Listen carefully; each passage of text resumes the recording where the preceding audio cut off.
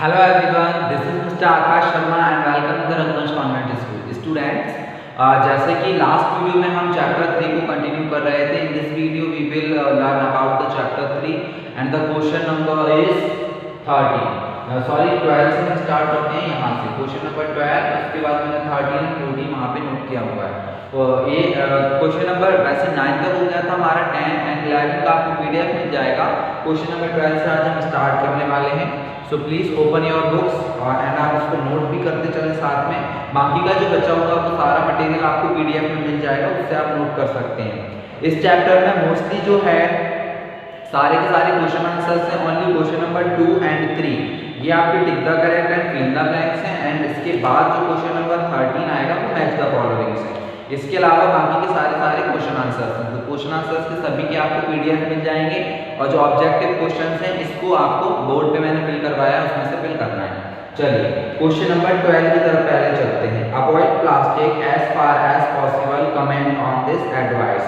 जो प्लास्टिक है उसके यूज को हम कैसे कम से कम यूज करें उसको, इसके बारे में हमको अपनी एडवाइस देना है. इसका एक रीजन भी दीजिए कि जो प्लास्टिक है, प्लास्टिक का सबसे ज़्यादा यूज होता है आज के टाइम में. बिकॉज ऑफ जो प्लास्टिक का यूज ज़्यादा क्यों किया जाने लगा, क्योंकि प्लास्टिक बहुत लॉन्ग टाइम तक चलता है. उसके यूज को भी मतलब उसकी जो लॉन्ग लाइफ है वो बहुत लॉन्ग रहती है. और उसके साथ ही साथ में प्लास्टिक के यूज जो है करना भी उसको आसान होता है. उसमें काफ़ी सारी वेराइटीज, कलर्स, डिज़ाइंस हमको मिल जाते हैं. इसलिए बहुत से आज के टाइम में कंटेनर्स और सारे मटेरियल्स में बहुत ज़्यादातर प्लास्टिक का यूज़ होने लगा है. या तो चीज़ें डायरेक्टली प्लास्टिक से बनती है, नहीं तो प्लास्टिक मिक्स करके बनाई जाती हैं. तो प्लास्टिक का यूज़ इतना ज़्यादा बढ़ गया है आज के टाइम में. उसका रीज़न क्या है? Since plastic take several years to the decompose. Plastic का यूज़ कम क्यों करना चाहिए? बिकॉज ऑफ प्लास्टिक जो है उसको several years to decompose. That means उसको बहुत ईयर्स लग जाते हैं डिकम्पोज होने में नेचर के साथ में. It is not environment friendly. इसी वजह से वो एनवायरमेंट फ्रेंडली भी नहीं है, क्योंकि वो प्लास्टिक जब तक हमारे एनवायरमेंट में मिक्स नहीं होता, एनवायरमेंट के साथ में अपना कोई रिएक्शन नहीं करता, इस वजह से वो एनवायरमेंट फ्रेंडली भी नहीं है. It causes environmental pollution. So we should avoid the use of plastic as far as possible. इसलिए क्योंकि एनवायरमेंट फ्रेंडली भी नहीं है, साथ ही साथ में पॉल्यूशन भी बहुत करता है. आपने देखा होगा प्लास्टिक से कितने पॉल्यूशन हो पा रहे हैं आज के टाइम में. हम सोचते हैं प्लास्टिक को डिकम्पोज करना इजी नहीं है, लेकिन हम सोचते हैं अगर हम उसको जला देंगे तो खत्म प्लास्टिक को. लेकिन जलाने पर भी, उसको बर्न करने पर भी प्लास्टिक कभी खत्म नहीं होता है. प्लास्टिक तो लॉन्ग टाइम तक चलता ही रहता है. आप कहेंगे कैसे? तो प्लास्टिक को आप भले कभी भी बर्न करके देखिए, बहुत तेज हम उसको जब जलाते हैं तो उसी के साथ में एक काला धुआं निकलता है जो कि पूरा एयर पॉल्यूशन करता है. एनवायरमेंट में जाकर के एनवायरमेंट की गैसेस में जाकर के मिक्स हो जाता है, जिससे कि सांस लेने में प्रॉब्लम हो सकती है और भी बहुत हार्मफुल इफेक्ट्स हो सकते हैं. उसी के साथ में आप उसको पूरा अगर जला भी देते हैं तो भी वो पूरी तरीके से जलता नहीं है. ब्लैक हेड्स के साथ में जो कुछ कार्बन से रह जाते हैं वो कभी भी डिस्ट्रॉय नहीं हो पाते. यानी कि प्लास्टिक को कभी भी डिस्ट्रॉय पूरी तरीके से नहीं किया जा सकता. अगर अब काफ़ी प्लास्टिक का यूज़ बढ़ रहा है तो उसकी फिर क्या होते हैं, उसकी वेस्टेज भी बहुत बढ़ जाती है. प्लास्टिक की पॉलीथिन्स है, प्लास्टिक के अदर मटेरियल्स हैं, वो टूट जाते हैं या खराब हो जाते हैं, तो उसको क्या करते हैं, डायरेक्टली फेंक दिया जाता है कहीं पर भी. तो उसको ज़मीन में फेंक देते हैं तो सॉइल पॉल्यूशन हो जाता है. सॉइल जो है पूरी उसकी जो मतलब ग्रोथ करने की जो उसकी पावर होती है पूरी तरीके से ख़त्म हो जाती है. सॉइल में फिर जो प्लांटेशन, क्रॉप प्रोडक्शन की जो पावर होती है वो ख़त्म हो जाती है प्लास्टिक की वजह से. अब कई लोग क्या करते हैं, प्लास्टिक को ऐसे ही फेंक देते हैं नदियों में, मतलब पानी में या इधर उधर कहीं भी. तो उससे क्या होता है, नदियाँ, पानी ये सब पूरी तरीके से पॉल्यूटेड हो जाते हैं और पॉल्यूशन को बढ़ाते हैं. तो प्लास्टिक जो है क्योंकि उसका यूज़ बहुत बड़ा है इसलिए उसकी वेस्टेज भी बढ़ी है. इसलिए प्लास्टिक का जो यूज़ है हमें कम से कम करना चाहिए, क्योंकि वो एनवायरमेंट फ्रेंडली नहीं है. जो चीज़ एनवायरमेंट फ्रेंडली नहीं है वो एनवायरमेंट के साथ में हमारे क्योंकि हम भी एनवायरमेंट से जुड़े हुए हैं, हमारे लिए तो प्लास्टिक बहुत यूज़फुल है, लेकिन एनवायरमेंट के लिए वो बिल्कुल हार्मफुल है. तो हम एनवायरमेंट से ही जुड़े हुए हैं तो इनडायरेक्टली वे में प्लास्टिक हमें ही नुकसान पहुंचाता है. इसलिए यूज़ ऐसा नहीं है कि हम यूज़ ही नहीं करेंगे, यूज़ तो करें लेकिन कम से कम करें. तो एक बार और इसको देख लेते हैं. Since plastic takes several years to decompose, it is not environment friendly, so it causes environmental pollution. So we should avoid the uses of plastic as far as possible. तो प्लास्टिक का कम से कम हम यूज करें। Next जो है हमारा question number 13 है। क्वेश्चन नंबर 13 जैसा कि मैंने आपको बताया मैच द फॉलोइंग्स है, तो जो आपको पीडीएफ सेंड होगा उसमें ये नहीं रहेगा, उसमें ओनली क्वेश्चन आंसर्स रहते हैं। तो इसको मैंने बोर्ड पर नोट डाउन किया हुआ है, आप इसको देख सकते हैं जो हमारे क्वेश्चन नंबर 13 का आंसर है। तो फर्स्ट वाला जो है पॉलिएस्टर, इसका क्या आंसर होगा? फैब्रिक नॉट wrinkler easily, ये हमारे क्वेश्चन नंबर फर्स्ट का आंसर है।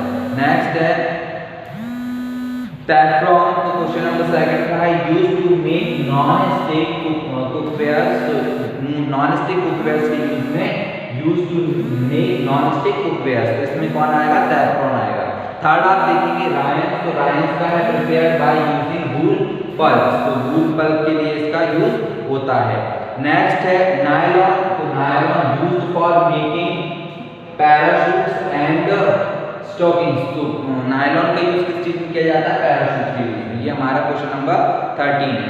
नेक्स्ट क्वेश्चन नंबर 14 है manufacturing synthetic fibres actually helping conservation of forest coming, forest के यूजेस में इसका किस टाइप से यूज होता है? तो देखिए the synthetic fibres are made up of petrochemical, so the manufacturing of synthetic fibers does not depends upon plants and trees। जो सिंथेटिक फाइबर्स हैं आपको मैंने बताया था ये मैनमेड होते हैं या फिर अननेचुरल्स होते हैं, इसलिए नेचुरल चीजों की जरूरत नहीं पड़ती, प्लांट्स की जरूरत नहीं पड़ती इसको। thus the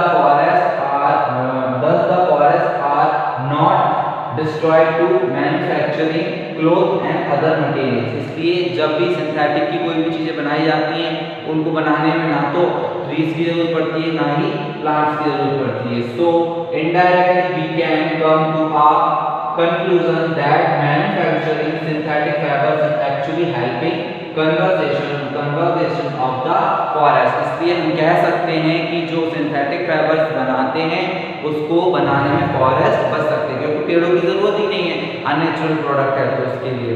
नेक्स्ट हम देखते हैं question number 15, describe an activity to show that the thermoplastic is a poor conductor of electricity. इसके लिए आपको डायग्राम बना करके पूरा का पूरा एक आपको बताना पड़ेगा एक पूरा मेथड के थ्रू कि जो थर्मोप्लास्टिक है वो इलेक्ट्रिसिटी का पुअर कंडक्टर है। तो इसके लिए हम आपको नेक्स्ट वीडियो में बताएंगे कि वो कैसे कंप्लीट करना है और इसका पीडीएफ हम आपको सेंड कर देंगे। ओके स्टूडेंट, आई होप आपको आज की वीडियो समझ में भी आई होगी, और जैसा कि हमारा इसी के साथ में चैप्टर 3 जो है वो कंप्लीट हो जाएगा। नेक्स्ट वीडियो से चैप्टर 4 को हम स्टार्ट करेंगे। सो नेक्स्ट वीडियो के लिए आप प्रिपेयर्ड रहें। चैप्टर 3 के आपको आज पीडीएफ कंप्लीटली मिल जाने वाले हैं, तो चैप्टर 3 को आज आप कंप्लीट कर लीजिएगा अपनी कॉपीज में, उसको चेक करवाइए मुझे। और चैप्टर 4 के लिए आप प्रिपेयर्ड रहें। चैप्टर 4 को अब हम नेक्स्ट वीडियो से यानी कि कल से स्टार्ट करने वाले हैं, तो कल से चैप्टर 4 होगा, और चैप्टर 3 आज ही आप सभी को कंप्लीट कर लेना है। जिस दिन आपको पीडीएफ मिल जाते हैं उसी दिन आप अपनी कॉपीज में नोट कर लें, क्योंकि फिर क्या होता है आप लोगों के पास में या तो पीडीएफ डिलीट हो जाते हैं, क्योंकि फोन ही तो है ना, उसका डाटा फिल हो जाता है, तो आप लोग पीडीएफ डिलीट कर देते हैं या जो भी कोई इशू आता है, तो बाद में फिर आपको दोबारा से पीडीएफ की जरूरत पड़ती है। इसलिए जिस दिन पीडीएफ सेंड होता है उसी दिन आप उसको नोट कर लें।